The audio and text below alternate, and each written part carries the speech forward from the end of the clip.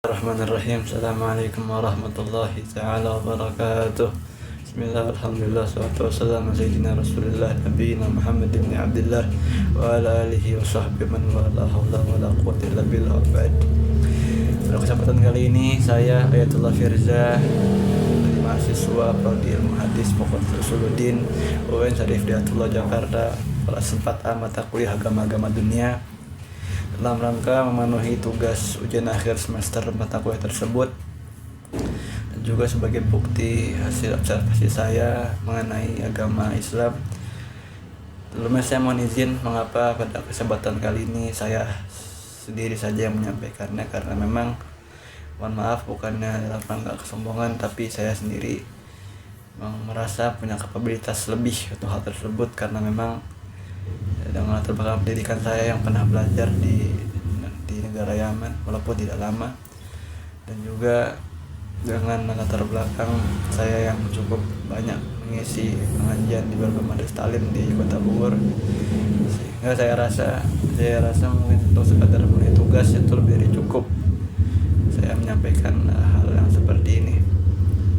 Sini saya ingin sedikit menyinggung mengenai materi presentasi kelompok-kelompok sebelumnya yang membahas tentang agama Islam di Indonesia, di mana pada materi tersebut disampaikan bahwa Islam di Indonesia memiliki ciri corak khas khusus, yang dikatakan itu sebagai ciri khas corak khusus tradisi Islam di Indonesia pada khususnya, seperti adanya ruahan, adanya selamatan segala macamnya. Padahal kalau kita melihat dari latar belakang masuknya agama Islam ke Indonesia, berbagai macam teori seperti teori dari Persia, dari Gujarat, dari Cina, dari Arab dan segala macamnya, justru tidak ada satupun dari hasil teori tersebut yang menunjukkan adanya pembuatan tradisi bagian daripada ajaran agama Islam masuk ke Indonesia. Justru agar adanya tradisi seperti itu adalah inisiasi dari para ulama pendakwah di tanah Jawa terutamanya, untuk menghidupkan daripada tradisi-tradisi yang bisa menambah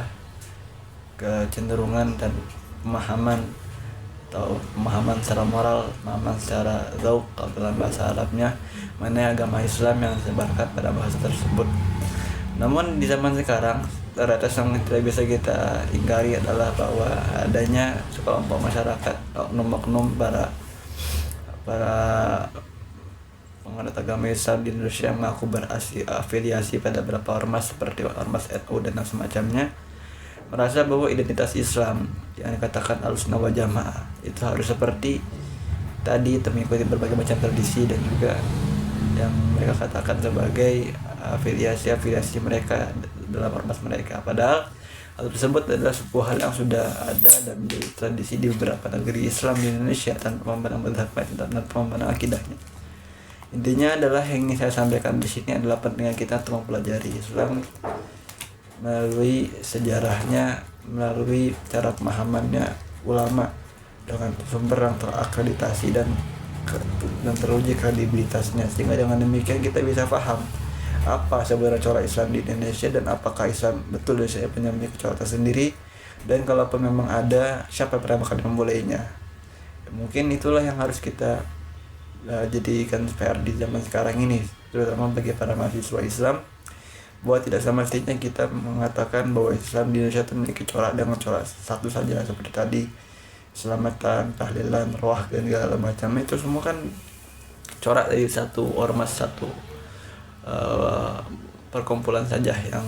mungkin saya rasa walaupun di negeri lain juga ada, tapi tidak kemudian menjadikan bahwa Islam Indonesia hanya memiliki corak itu saja gitu. Jadi saya katakan, untuk berdasarkan referensi yang saya ketahui, bahwa Islam di Indonesia itu memiliki corak yang beragam berdasarkan sumber dan berdasarkan paham masuk. Demikian mungkin dari saya bisa saya sampaikan. Wassalamualaikum warahmatullahi wabarakatuh.